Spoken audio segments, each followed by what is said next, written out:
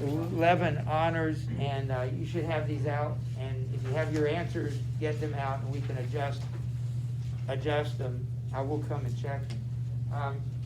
First of all, I always hesitate to ask. Anybody, how should I say this? Did you like it?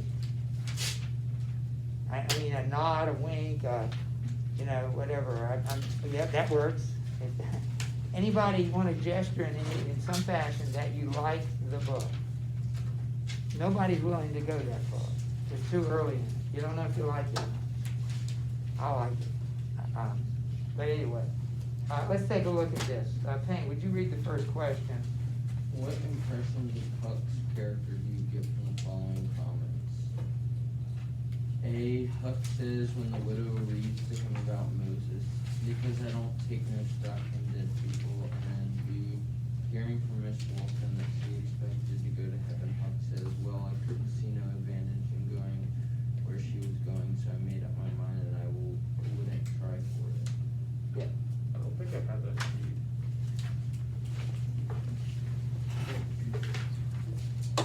So what I want you to do here is, in the margin or somewhere, write the word realism.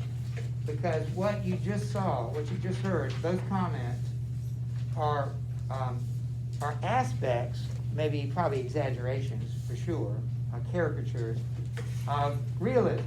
One of the characteristics of realism that we deal with the immediate, the here and now, not the past. Another aspect of it is it's very practical. If it doesn't work, I'm not going to do it.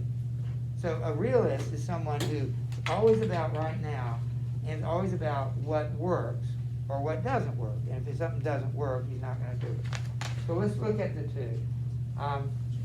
What does it say about Huck that when he heard about Moses, he rejected him because he's dead? He was really interested until he found out that Moses wasn't a real living person right now. He's a real person, but he died thousands of years ago. He's no longer interested. What does that say about it? So what does that say about it? Somebody who would say that. It's a lot of things. It says a lot of things. I don't know. I just kind of get the impression, like, he's a kid, so he's going to be ignorant. He's not really going to understand why he should listen to what. That's a really good answer. He's uneducated. Yeah, he doesn't. He's never heard of Moses before, which is sad. But he's dead, so yeah. How's it going? That's the other part. If he's not living, how could he affect me? How could it be important? What would be your answer then? That if people are dead, they don't matter anymore. I just said that my impression of Huck was that he didn't really care much, and he doesn't like give much opinion to things he doesn't think about. Well, that's an opinion that I don't take no stock in dead people. That's his opinion. Like, what's wrong with that? That he doesn't care about. Yeah, but wonder what's wrong with not caring about Moses or about Shakespeare. If they did away with dead people, I'd be out of a job because everybody I teach pretty much is dead. But so what's wrong? How would you argue that? I mean, what about we are classics? That's about something that took place 2,000 years ago, the Greeks and Romans. That's what we're based on. So we don't think that. Why would you argue that's a foolish way to think? That if somebody's dead, they have nothing to say to me. Thoreau's dead. Yeah. Well, because in history, lots of times it's important to know who and what did these certain things and why they were important. To where Because that's where that's how everything led up to where we are right now. good answer. Yeah. I think it's kind of dumb to say that because, like, you can look back, like, just because he's dead doesn't mean you can't, like, gain, like, some education from his experiences. Yeah, and one of the, very good, it's what Ben's kind of saying, one of the things you can learn is don't make the same mistake. A famous historian said if we ignore the past, we will repeat it. If we fail to understand the past, we were doomed to repeat the past. That's why we need to know about the past. So he's ignorant, as Si said, but he's also ultra realistic. Remember we said the realists believed in the present. And if you're dead, then you're not in the present, and you have no effect. Look at the second one. She wanted to go to heaven. She said Miss Watson and with Widow Douglas lived together. Widow Douglas is the nicer of the two. Miss Watson is the one who tries to teach Huck, if you've read that. Says, well, I couldn't see no advantage in where she was going, so I made up my mind I wouldn't try for it. Now, what does that say? I think very similar to what Sal said a minute ago is also true. But what does that say? He didn't want to go to heaven because Miss Watson was there. Huh? Said he's ignorant. Of what? He's kind of childish too. Yes, but what's he ignorant of? Go to heaven. Yeah, we would know. What's your alternative here, Huck? Yes. I would say he's very stubborn because he doesn't want to go to heaven just because friends are there. Very good. I mean, it's foolish. He figured Tom's going to heaven, so going to hell, so that's where he wants to go. Yeah, he's completely ignorant of these bigger matters, and he is ignorant. He hasn't been educated. He's educated. Ignorant doesn't mean dumb. You can be very smart and be ignorant because you've never been taught something. Sarah, would you do number 2? Do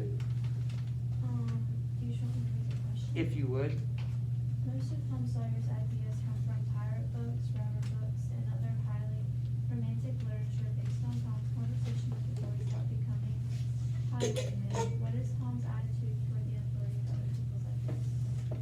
I remember at the beginning of the book, they have a gang, and it's just a bunch of boys, and he keeps saying we got rules. Where do the rules come from? The rules always come from the books, and the books are primarily, as you mentioned there, pirate books and romantic books. So what does it tell you about Tom Sawyer and what we just said about Huck? He said Huck didn't want to learn about Moses because Moses is dead. Where does Tom get his ideas? Where does it say he gets his ideas?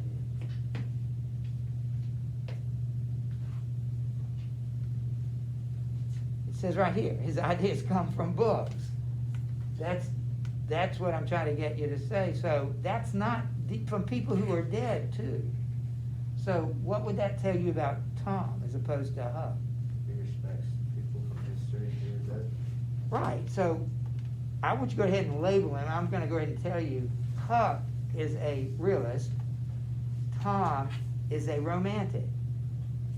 So Tom believes what people said in books. But it's another extreme. He believes completely in what they said. Yeah, if they said it, so he believes, he puts authority in other people's ideas. I think there ought to be a good mix, right? We trust other people's ideas to a point, but we add to it our own, rather than just one or the other. All right, so Emma, would you do 3? From your reading, what is Huck's attitude towards the authority of other people's ideas? Think about Huck's thought on prayer and magic lamp. Were you able to pick up on that? That's the reason I wanted to go over this, is because there's some details there that people tend to miss. What is his idea about prayer? Yeah, do it. What are his thoughts about prayers or magic lamps? It's in the context of what other people think. I guess he has more like a cynical view on it, and thinks that like almost not necessary or like.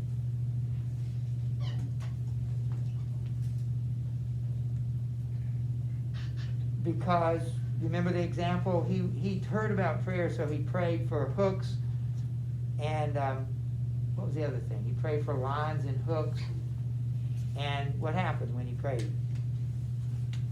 He got the hooks but not the lines. And so he didn't believe in it. Why didn't he believe it?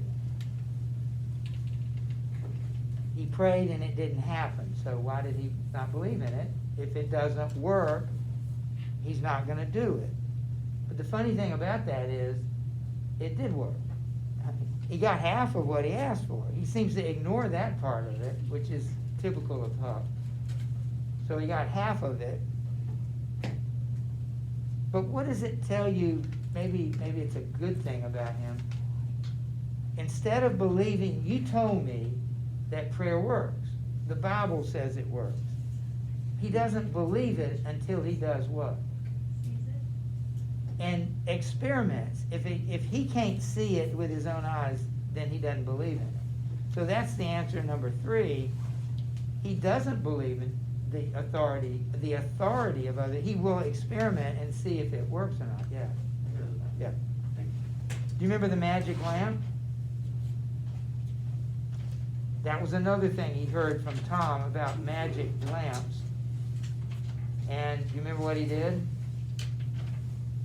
I'm trying to find it. He tried to, he practiced it. He rubbed the lamp. Here it is. I don't know what page. It's in turn to it. It's in chapter 3. My book is different. I'm not apologizing for that, but I just want to tell you. It's right at the end of chapter 3. Turn in your book to that. What does that mean? What does that mean? Once a home. Great. We're going to need it in class. As you know, that's what we do here. All right, so if you have it, turn to the end of chapter 3 and find this paragraph. Why, said he, a magician could call up a lot of genies and they would hash you up like nothing before you could say, Jack Robinson. Everybody find that? I don't have a page number. All right, everybody got it right at the end of chapter 3. Wait, did you pass up the books on Monday? If you didn't get one, just grab one over there. I don't remember what day I gave it. I think it was Monday.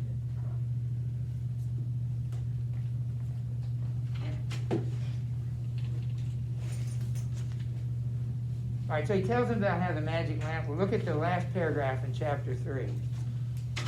I thought all this over for 2 or 3 days. He told him about what do magic lamps and prayer have in common? How does the magic lamp work? What do you do with it? You make a wish. You what? You make a wish to it. I'm sorry. Like you make a wish to it. Because It's- the genie, you saw the genie, what was that movie, Aladdin and the Magic? You probably saw it 100 times when my kids were little. But you rub it, and the genie comes out and grants you 3 wishes. How's that like prayer?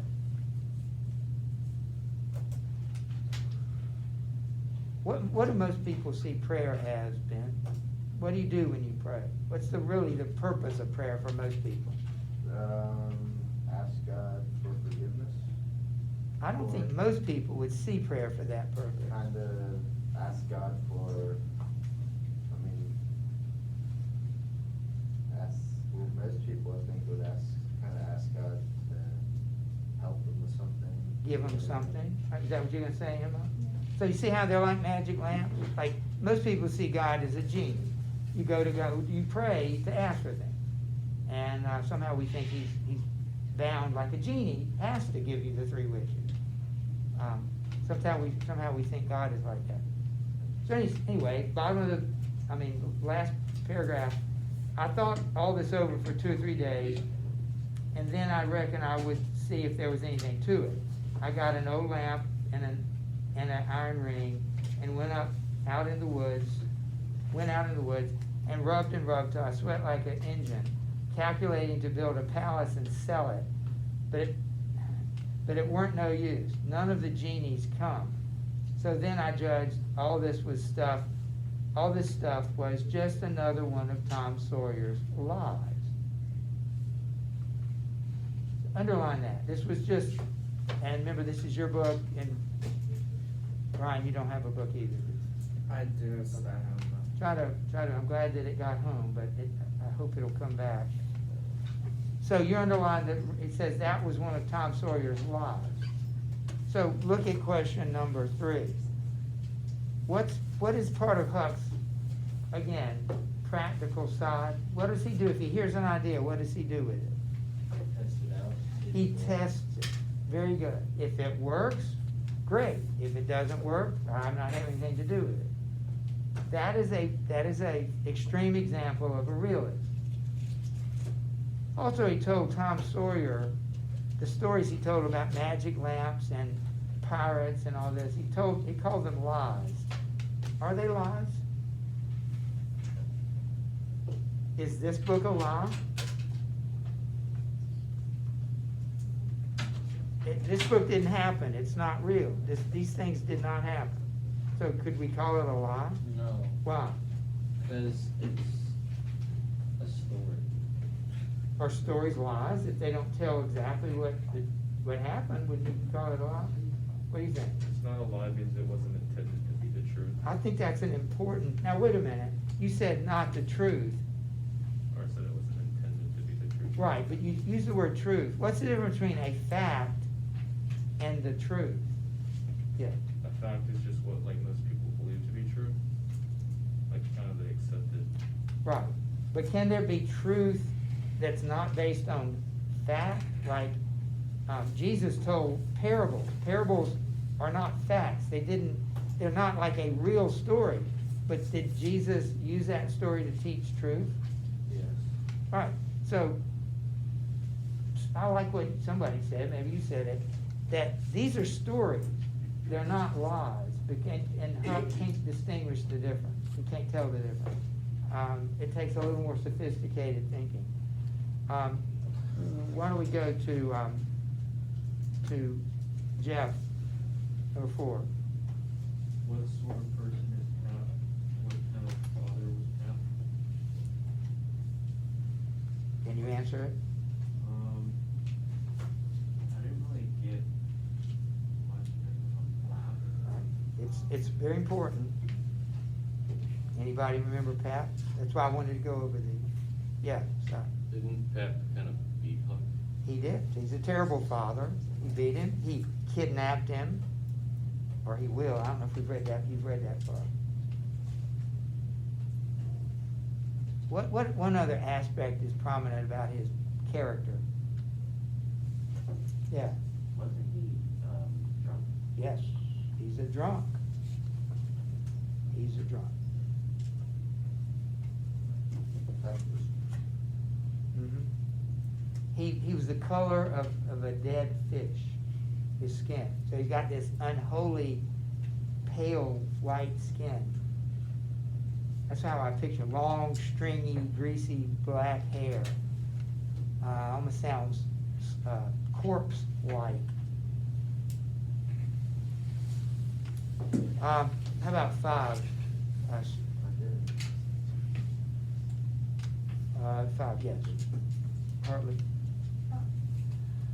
What trick does Tom play on Jen in chapter 2? How does Huck seem to feel about these practical jokes of Tom? Remember the practical joke? Was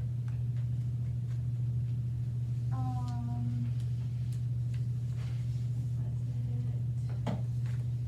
I don't know, I didn't get that. All right, Tom, Emma. You wanted to like tie him up after your phones. Yes, they wanted to actually tie him up and tie him to a tree, and they thought that would be funny. That's not what they end up doing. Don't they like put his hat on a tree branch or something? That's right, they take his hat off of him and move it. First of all, what is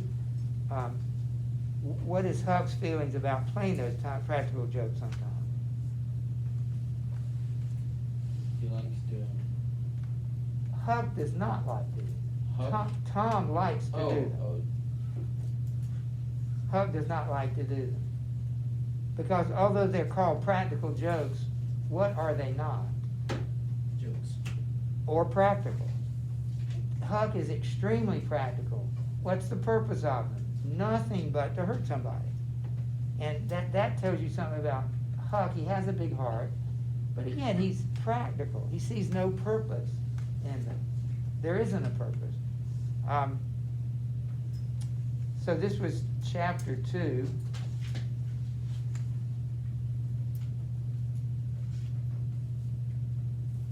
And there's this long story.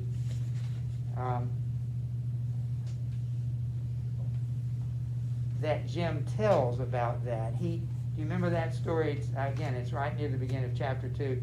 He tells this story about being carried off to New Orleans, and it's just this outlandish things. And that he often charges people to hear his stories. That comes later too. Um,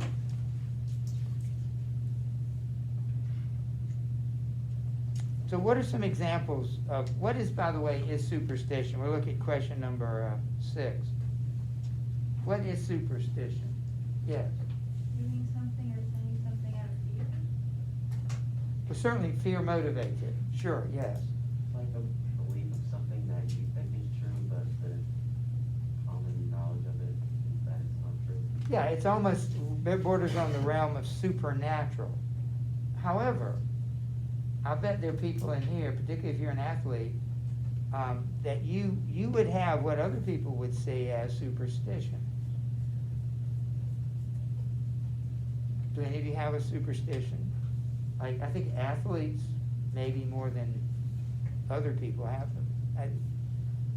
Anybody have a superstition? Oh, come on, you're not trying. I've heard most athletes, whenever I've asked that question, say that if they wore a shirt to school that day and they won, they would wear the shirt the next day, the next time they have a game. Or they would have a routine in the locker room, or whatever, they would do it the same way. I noticed that baseball players, anybody here play baseball? If you don't have a superstition, I don't know that you play baseball, but baseball players, you do have superstition. Baseball players will not step on the line, the baseline. Have you seen these? Have you seen the dugouts, particularly high school, college dugouts during a baseball game?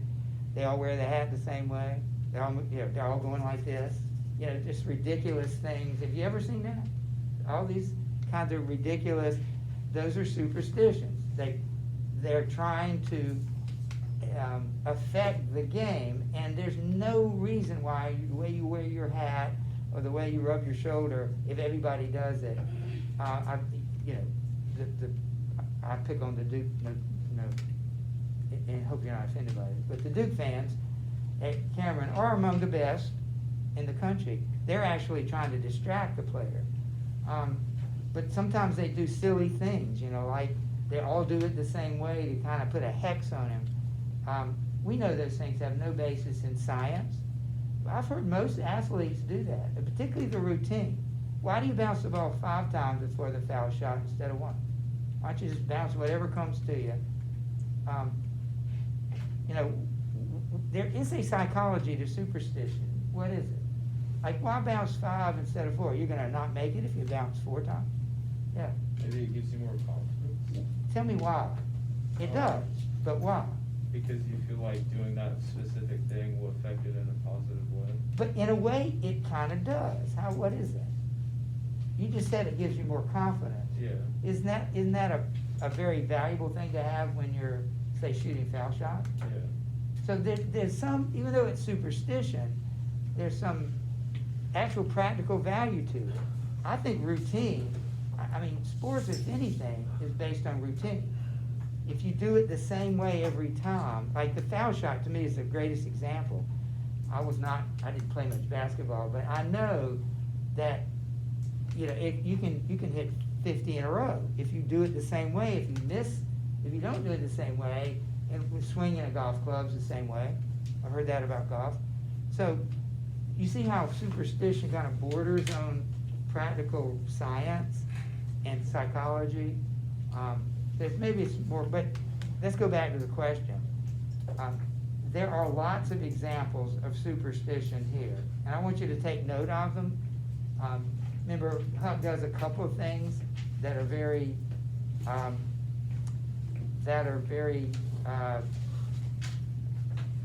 bad luck. Turn to chapter 3. I'm trying to find it. Chapter 4. Okay. Turn to the 3rd chapter in chapter 4.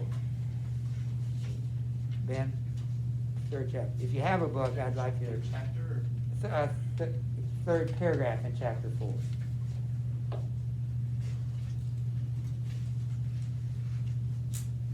One morning, 3rd paragraph. One morning, I happened to turn over the salt cellar at breakfast. I reached for some of it as quick as I could to throw over my left shoulder and keep off the bad luck. But Miss Watson was ahead of me and crossed me off. She says, "Take your hands away, Huckleberry, what a mess you're making. The widow put a good word for me, but it weren't going to keep off the bad luck. I knowed that well enough. I started out after breakfast feeling worried and shaky and wondering if it was going to follow me and what it was going to be.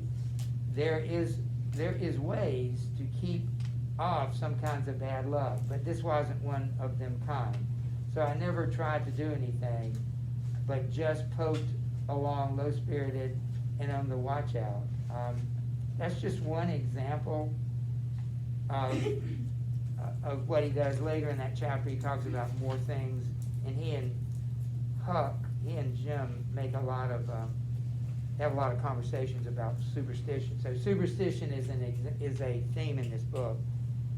How about number 7? Would you read that, Walker?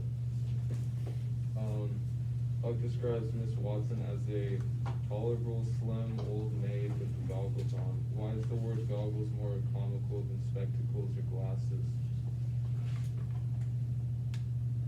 Can you answer it? I guess it's just because most people don't really wear goggles. Okay, what do you think? I said that it adds to the effect that he's uneducated. Yeah. But what makes it funny? When you hear the word goggles, what do you think of? Yeah.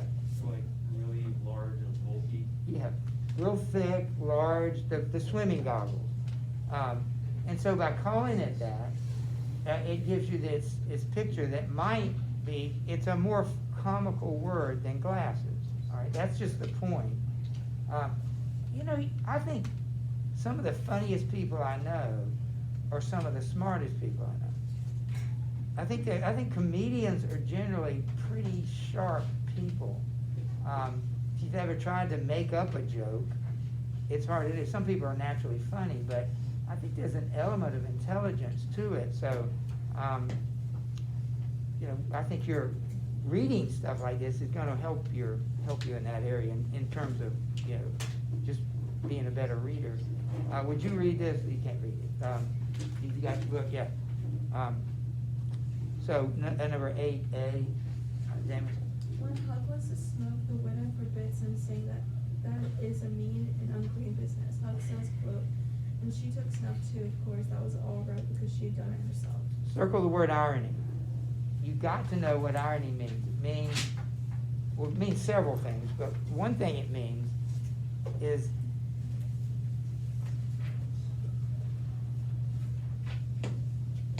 always think of the word opposite, all right? So something opposite is taking place. And so in this case, expectations, the opposite of those expectations are what's happening. In other words, if you forbid somebody to do something, you would sort of naturally think the person who forbid you would not do them themselves. But she has 2 sets of rules. Her rules for herself, she took snuff, but his smoking, they're basically the same thing. So in this case, the irony is the hypocrisy. You say one thing, but you do another. You do the opposite of what you say. Tobacco products are bad, but I use them. Wait a minute, I understand. Look at the second one, Julian.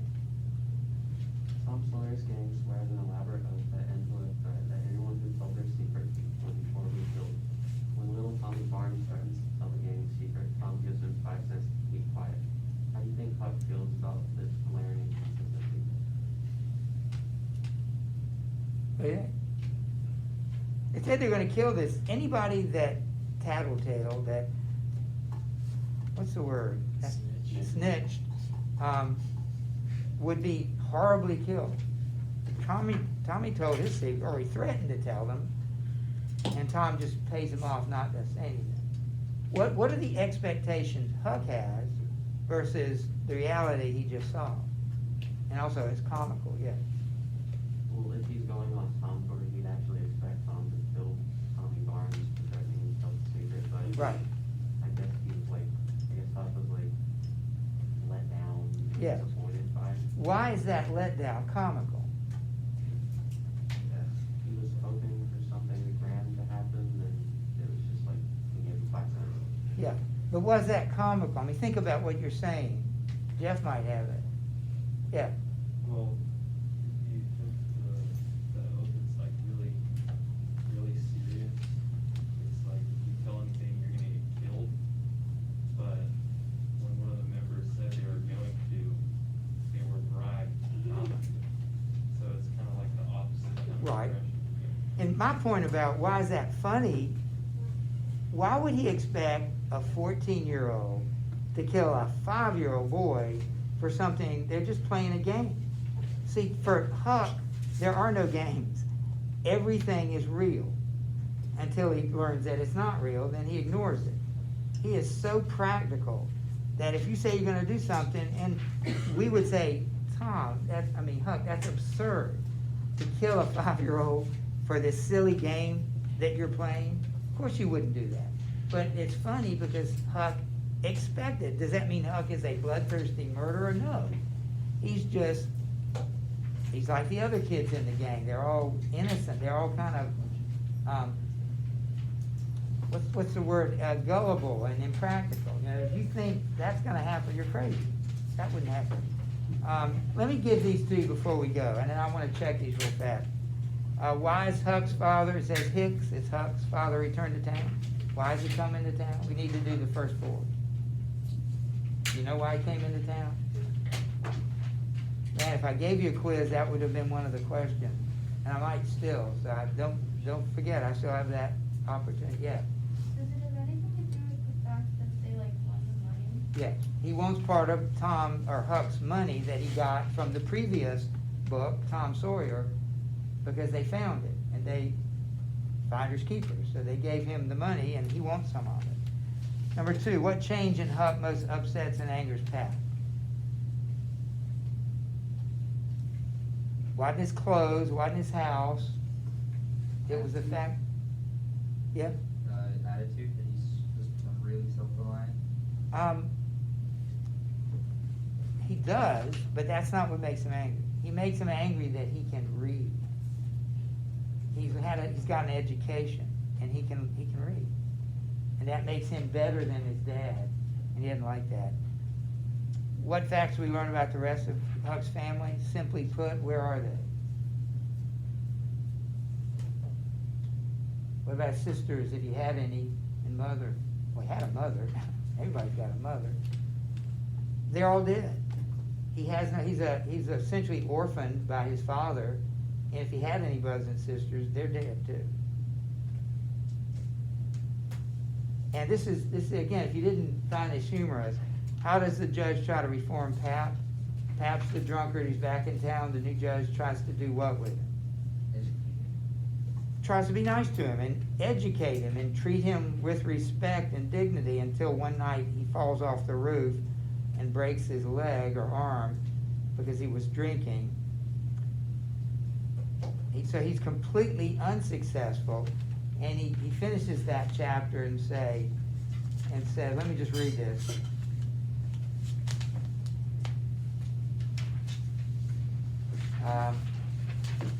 Into chapter 5. The judge, he felt kind of sore when this happened, when Pat betrayed him and he was drinking, he was trying to keep him from drinking. He said he reckoned a body could reform the old man with a shotgun, maybe, but he didn't know no other way. So the judge, write this down, the judge is an example of a romantic. He thinks the best of people. Huck is an example of a realist. He thinks the worst of people. Those are very simplistic things to say, but they work here. And so the judge is romantic, and Pap, I should have said too, Pap is realistic. He just conned him. And sometimes you can't be nice to somebody, you gotta punish them. And in this case with a shotgun. Are you checking? Yeah, I'm coming right now. You need to read, it's not due tomorrow, but you need to read, I'm gonna just basically say through chapter 12, but I may adjust that. So 6 through 12. I want you to read, it'll be for next week. And let me just, before we go, check your answers.